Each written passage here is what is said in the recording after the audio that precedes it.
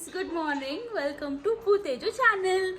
ಇವತ್ತೇನು ಗೊತ್ತಾ, ಇವತ್ತು ಸ್ಯಾಟರ್ಡೆ ಅಂತಂದ ತಕ್ಷಣ ನಾವೆಲ್ಲ ಬೇಗ ಎದ್ದೊಳಗ ಲೇಟಾಗಿದ್ದು 11 ಗಂಟೆಗಿದ್ದು ನನ್ನ ಗಂಡ ಒಳ್ಳೆ ಫ್ರೈಡ್ ರೈಸ್ ಮಾಡಿದ್ರು. ತಿಂದ್ಬಿಟ್ಟು ಇವಾಗ ಗೂಫಿನ ಆಚೆ ಕಡೆ ಕರ್ಕೊಂಡು ಹೋಗ್ತಿದ್ದೀವಿ. ಆಚೆ ಕಡೆ ಅಂತಂದರೆ ವಾಕಿಂಗ್ ಅಂತ ಅಲ್ಲ, ಅವನಿಗೆ ವೆಟರ್ನರಿ ಹಾಸ್ಪಿಟಲ್ ಕರ್ಕೊಂಡು ಹೋಗ್ತಿದ್ದೀವಿ. ಈಸ್ ನಾಟ್ ಫೀಲಿಂಗ್ ವೆಲ್, ಅವ್ನಿಗೊಂದು ಸ್ವಲ್ಪ ಅಲರ್ಜೀಸ್ ಎಲ್ಲ ಆಗಿದೆ. ಸೊ ಹೈದ್ರಾಬಾದಲ್ಲಿ ವೆಟರ್ನರಿ ಹಾಸ್ಪಿಟಲ್ ಕರ್ಕೊಂಡು ಹೋಗೋಣ ಅಂತ ಅಂದ್ಬಿಟ್ಟು ರೆಡಿ. ಸೊ ನೋಡಿ ನಮ್ಮ ಏರಿಯಾ ಎಷ್ಟು ಕಾಮಾಗಿದೆ ಅಂತಂದರೆ, ಸ್ಯಾಟರ್ಡೇ ಅರೌಂಡ್ 1 o'clock ಒಂದೇ ಒಂದು ಏನಂತಾರೆ ಇರುವೆ ಕೂಡ ಇಲ್ಲ, ಅಷ್ಟು ಸೈಲೆಂಟಾಗಿದೆ. ಏನಾದರೂ ಸೌಂಡ್ ಬರ್ತಾ ಇದೆ ನಮ್ಮ ಏರಿಯಾದಲ್ಲಿ ಅಂದರೆ ನಮ್ಮ ಮನೇಲಿ ಮಾತ್ರ. ಯಾಕಂದರೆ ಒಂದು ನಮ್ಮ ಗೂಫಿ ಬೊಗಳ್ಬೇಕು, ಇಲ್ಲ ನಮ್ಮ TV ಸೌಂಡ್ ಬರಬೇಕು, ಆ ಥರ ಅಷ್ಟು ಸೈಲೆಂಟಾಗಿರುತ್ತೆ ಯೂಶ್ವಲಿ ನಮ್ಮ ಏರಿಯಾ. ನಮ್ಮ ಏರಿಯಾ ತೋರಿಸ್ತೀನಿ ಹೇಗಿದೆ ಅಂತ ನೋಡಿ. ಒಂದೇ ಒಂದು ನರ ಪಿಲ್ಲಿ ಇಲ್ಲ ಫ್ರೆಂಡ್ಸ್, ಇಲ್ಲಿ ಅಷ್ಟು ಕಾಮಾಗಿದೆ ನೋಡಿ. ನನ್ನ ಗಂಡ ಹೆಂಗೆ ಅಂದರೆ ಹುಡುಗಿಯವ್ರಿಗಿಂತ ವೇಸ್ಟು, ಇನ್ನೂ ರೆಡಿಯಾಗಿಲ್ಲ. ಏನು ನೋಡಿ ಕಳ್ಳ, ಎಲ್ಲಿ ಕರ್ಕೊಂಡು ಅವನಿಗೆ ಗೊತ್ತಾಗ್ಬಿಡುತ್ತೆ ಆಯಿತಾ, ನಾವೆಲ್ಲಾದ್ರೂ ಈ ಥರ ಜಾಗಕ್ಕೆ ಕರ್ಕೊಂಡು ಹೋಗ್ತಿದ್ದೀವಿ ಅಂತ ಅಂದರೆ ಗೊತ್ತಾಗ್ಬಿಡುತ್ತೆ. ಹೆಂಗೆ ಕೂತಾವ ನೋಡಿ ಸೈಲೆಂಟಾಗಿ.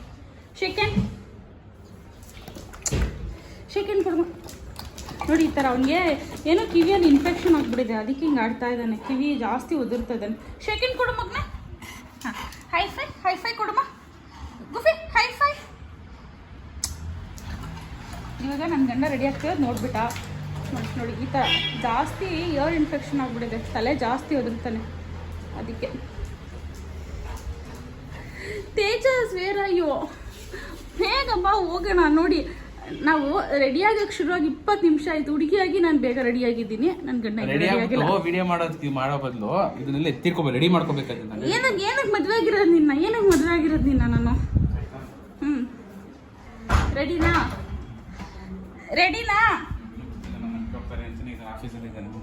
ನಡಿ ಹೋಗೋಣ. ನೋಡಿ ತುಂಬ ಇನ್ಫೆಕ್ಷನ್ ಆಗ್ಬಿಡಿದೆ.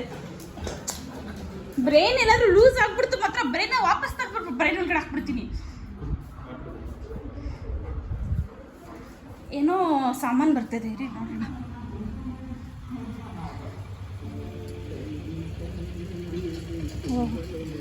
ಶ್ರೀ ಸಾಯಿ ಬಾಬಾ ಟ್ರಸ್ಟ್ ಅವರು ನೋಡಿ.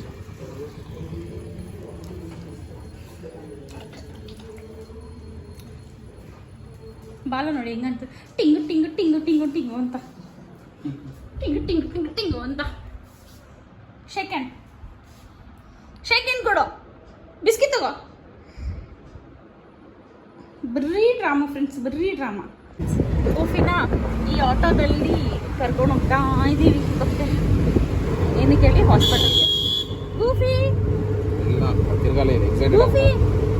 ಬಿಸ್ಕಿಟ್ ತಗೋ. ಹೇಗೆ ಅನಿಸ್ತಾ ಇದೆ? ಎರಡು ವೇರಾವಿ 4 ಇಂಜೆಕ್ಷನ್ ಹಾಕ್ಸೋಣ ನಡಿ. We're into the pet clinic ನಾವು. ಏನಾಯ್ತು? ಇದೆ ಅಲ್ಲ ಪೆಟ್ ಪ್ಲಾನೆಟ್ ತಾನೇ ಇದೆ. ಗೂಫಿನ ಹಾಸ್ಪಿಟ್ಲ್ ಒಳಗಡೆ ಕರ್ಕೊಂಡು ಹೋಗ್ತಾ ಇದ್ದೀವಿ. ಅವ್ನಿಗೆ ಡಾಕ್ಟ್ರ್ ನೋಡಿದ ತಕ್ಷಣ ಹಂಗೆ ಆ್ಯಂಗ್ಸೈನೆಸ್ ಎಲ್ಲ ಅಟ್ಯಾಕ್ ಆಗಿಬಿಡುತ್ತೆ. ನೋಡಿ ಎಷ್ಟು ಚೆನ್ನಾಗಿದೆ ಅಲ್ವಾ ಶಿತ್ಸು ಮರಿ. ಇದ್ರ ಅಮ್ಮಂಗೂ ಹುಷಾರಿರಲಿಲ್ಲ ಆ್ಯಕ್ಚುಲಿ, ಇವೆರಡನ್ನೂ ಕರ್ಕೊಂಡು ಬಂದಿದ್ರು. ಅದ್ರ ಅಮ್ಮ ಹಿಂದೆಗಡೆ ಇದೆ, ನೋಡೋಣ ಈಗ ಅದು ಕವರ್ ಆಗಿಲ್ಲ ಅಂತ ಅನಿಸುತ್ತೆ. But this dog was. ಗೂಫಿನ ಈ ಟೇಬಲ್ ಮೇಲೆ ನಿಲ್ಲಿಸಿ ಅಂತ ಹೇಳಿದ್ರು, ಬಿಕಾಸ್ ಅವ್ನು ವೆಯ್ಟ್ ಚೆಕ್ ಮಾಡಬೇಕಾಗಿತ್ತು. ಆ್ಯಕ್ಚುಲಿ ತುಂಬ ಸಣ್ಣ ಆಗಿಬಿಟ್ಟಿದ್ದಾನೆ. ಅವ್ನು ಯಾವಾಗಲೂ 30 to 35 kg ವೆಯ್ಟ್ ಇರಬೇಕು ಅಂತ ಡಾಕ್ಟ್ರ್ ಹೇಳ್ತಾರೆ. ಬಟ್ ಈ ಸತಿ ಅವನು 28 ಆಗಿಬಿಟ್ಟಿದ್ದಾನೆ. ಸೊ ಸ್ವಲ್ಪ ವೀಕ್ ಆಗಿಬಿಟ್ಟಿದ್ದಾನೆ. ಹುಷಾರಿಲ್ದಿರೋದು ಕಾರಣ ಒಂದು 2 kg ಸಣ್ಣ ಆಗಿಬಿಟ್ಟಿದ್ದಾನೆ.